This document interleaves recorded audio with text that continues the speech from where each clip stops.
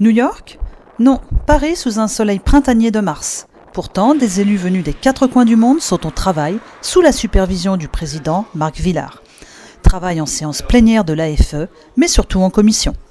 Yann Chantrel, élu socialiste pour Montréal et le Canada, est rapporteur de la Commission du commerce extérieur, de l'emploi, de la formation et du développement durable. C'est un sujet très important à mes yeux pour nos concitoyens au Canada, entre les problématiques que rencontrent les PVTistes en termes d'insertion dans le marché du travail, en termes d'emploi.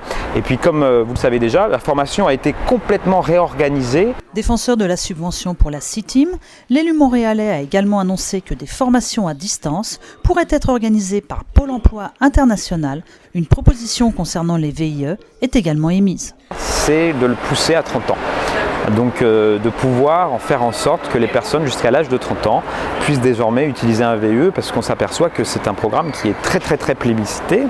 Et d'après les chiffres qui sont donnés donc par le ministère, 94% des gens qui utilisent un VIE seraient intégrés et recrutés derrière sur le marché de l'emploi à l'étranger. Michael Pilater, élu UMP pour Montréal et le Canada, membre de la commission de l'enseignement, des affaires culturelles, de l'audiovisuel extérieur et de la francophonie, plaide pour une révision du montant des bourses scolaires. Dans la commission de l'enseignement, il y a un vrai problème.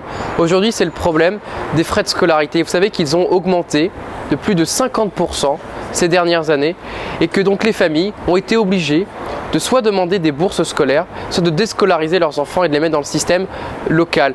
J'ai défendu le principe qu'on récupère les sommes allouées à la PEC pour qu'elles soient reversées dans le système de bourse, parce que les Français de l'étranger ont perdu de l'argent avec cette réforme du système boursier.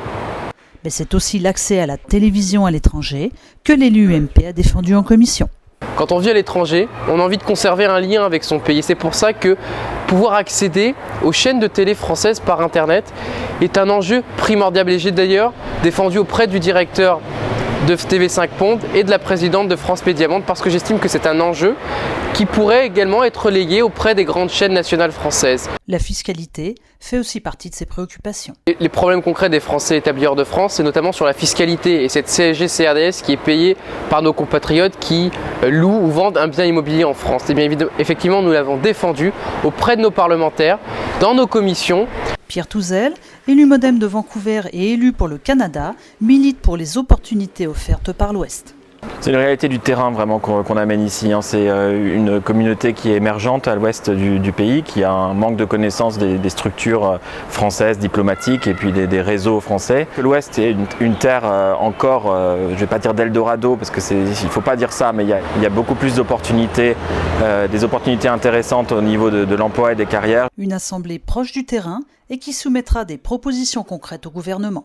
Le secrétaire d'État Matthias Fekl l'a montré, il sera très attentif aux propositions qui sortiront de notre Assemblée. Après une semaine de travail bien remplie, la 22e session de l'AFE a pris fin vendredi dernier.